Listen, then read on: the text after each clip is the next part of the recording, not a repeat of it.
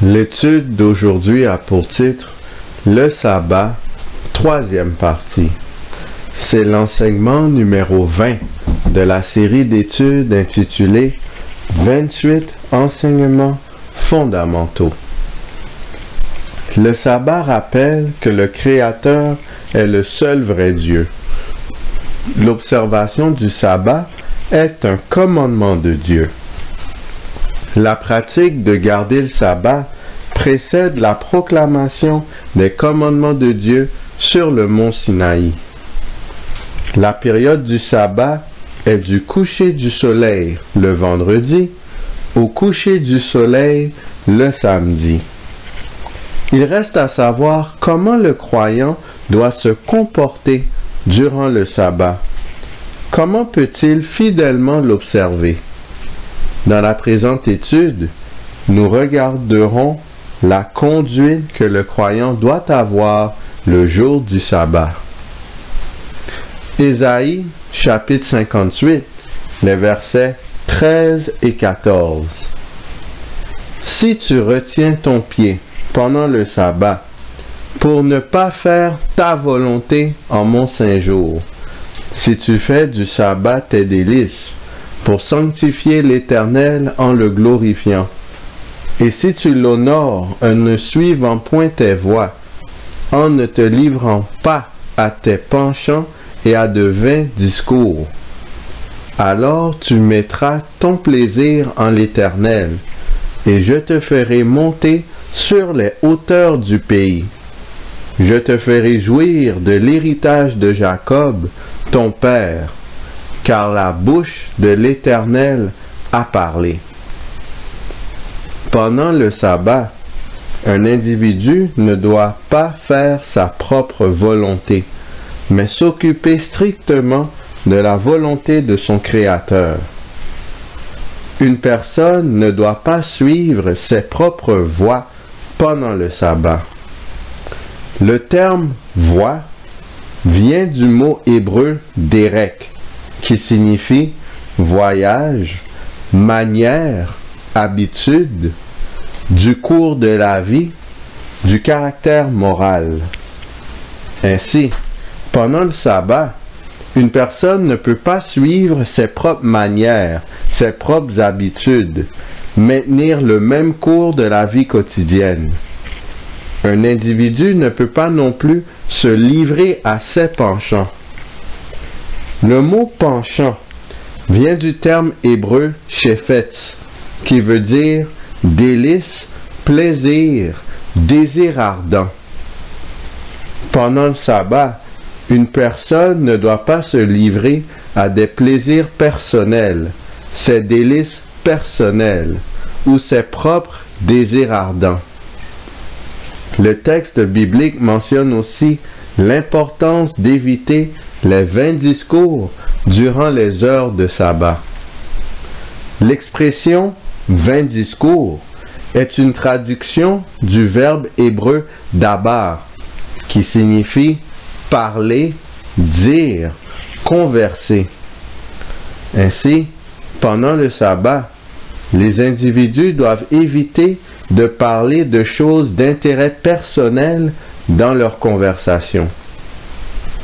Quelles activités une personne doit-elle effectuer?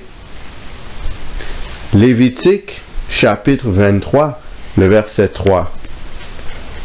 On travaillera 6 jours, mais le 7e jour est le sabbat, le jour du repos. Il y aura une sainte convocation.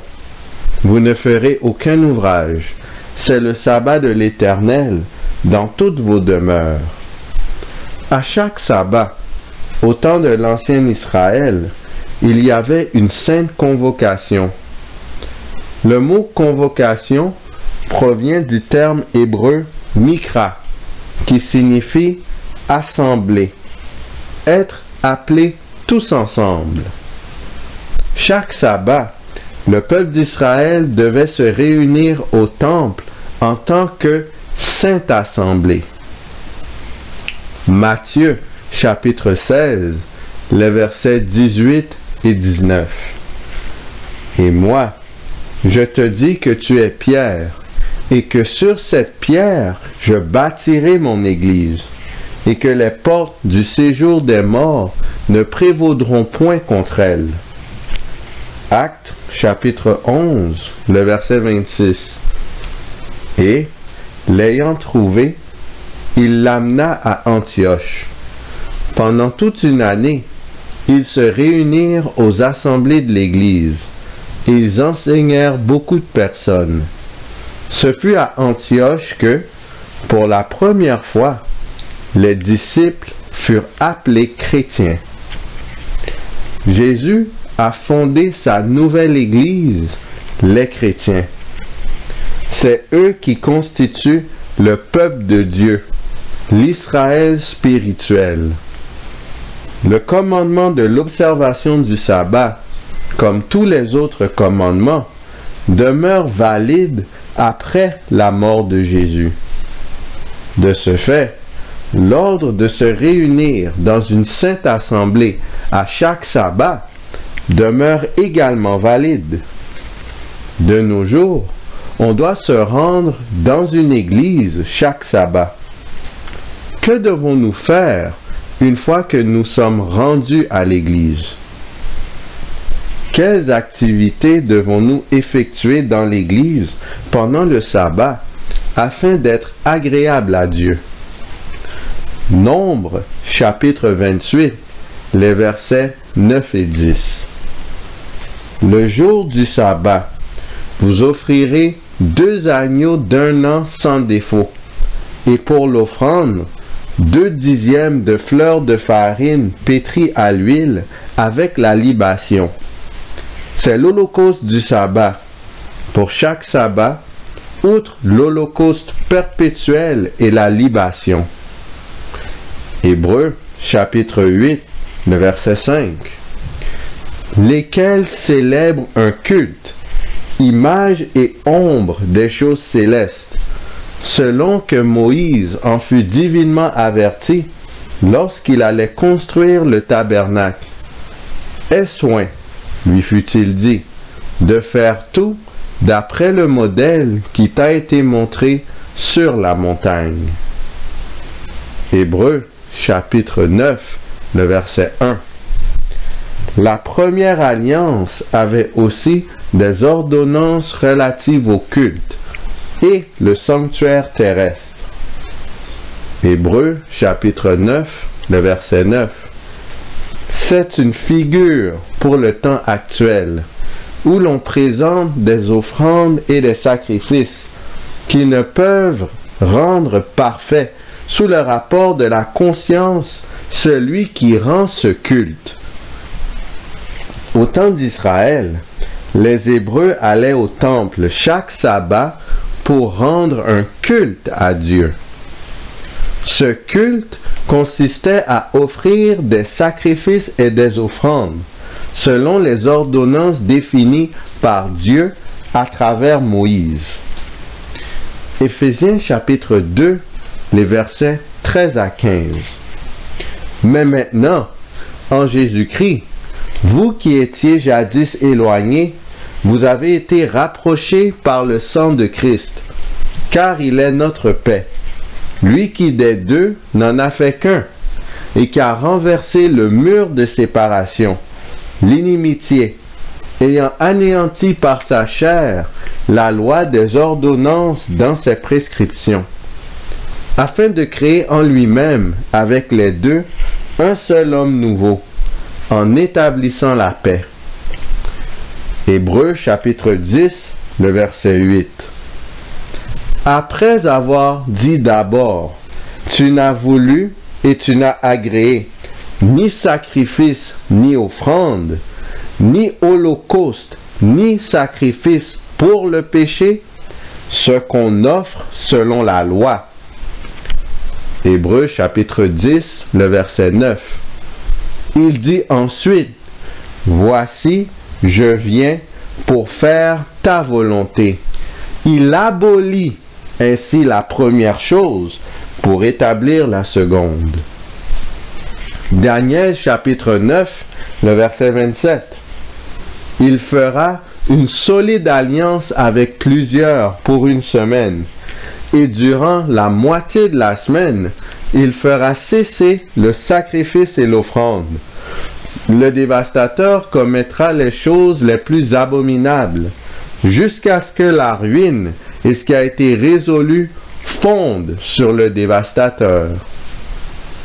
L'ancien culte, les sacrifices et les offrandes au temple, a été aboli par la mort de Jésus-Christ à la croix.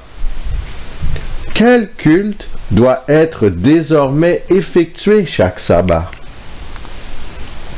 Hébreux, chapitre 13, les versets 14 et 15.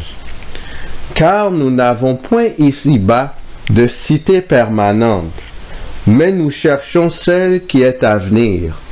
Par lui, offrons sans cesse à Dieu un sacrifice de louange, c'est-à-dire le fruit de lèvres qui confessent son nom.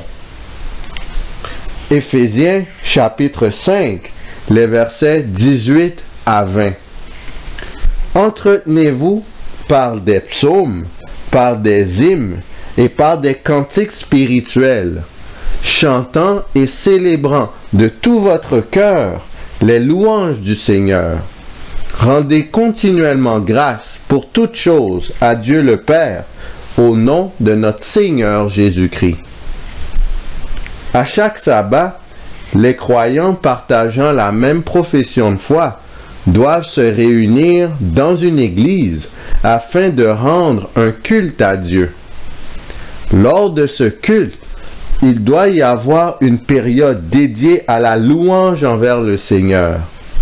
Ce moment consiste, entre autres, à la lecture de psaumes, ainsi qu'à l'exécution de divers chants, des hymnes et des cantiques spirituels.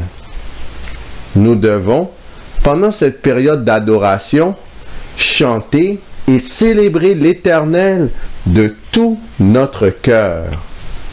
Que représente le cœur?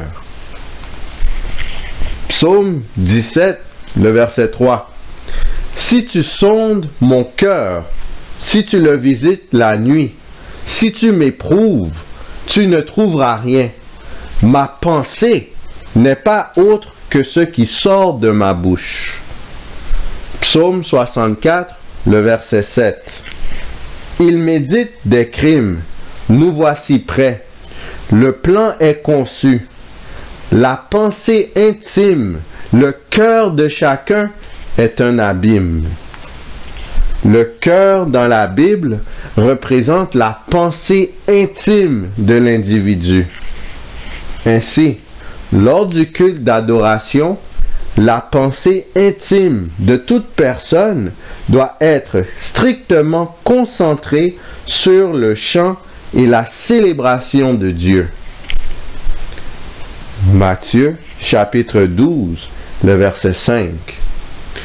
Ou n'avez-vous pas lu dans la loi que les jours de sabbat, les sacrificateurs violent le sabbat dans le temple sans se rendre coupables?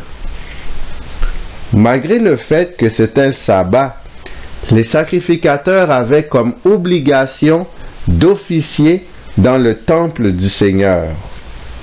De ce fait, ils n'étaient pas coupables de violation du sabbat, vu que ce qu'ils faisaient était selon l'ordre de Dieu et en faveur du temple de l'Éternel.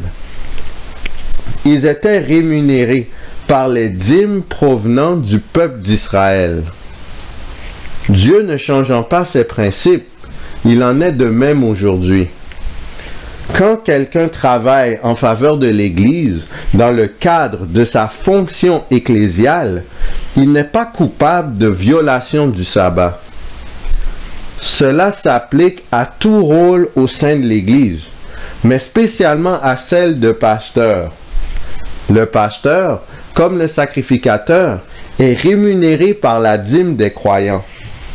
Il exécute son travail de proclamer la parole de Dieu et de diriger l'Église durant les heures du sabbat sans se rendre coupable de violation. Ésaïe, chapitre 58, les versets 6 et 7. Voici le jeûne auquel je prends plaisir. Détache les chaînes de la méchanceté. Dénoue les liens de la servitude. Renvoie libres les opprimés. Et que l'on rompe toute espèce de joug. Partage ton pain avec celui qui a faim. Et fais entrer dans ta maison les malheureux sans asile. Si tu vois un homme nu, couvre-le. Et ne te détourne pas de ton semblable. Dieu prend plaisir aux gestes de bienfaisance que nous commettons pour autrui pendant la période du sabbat. On peut leur donner à manger et leur fournir un logement et des vêtements. Matthieu chapitre 12, les versets 10 à 13.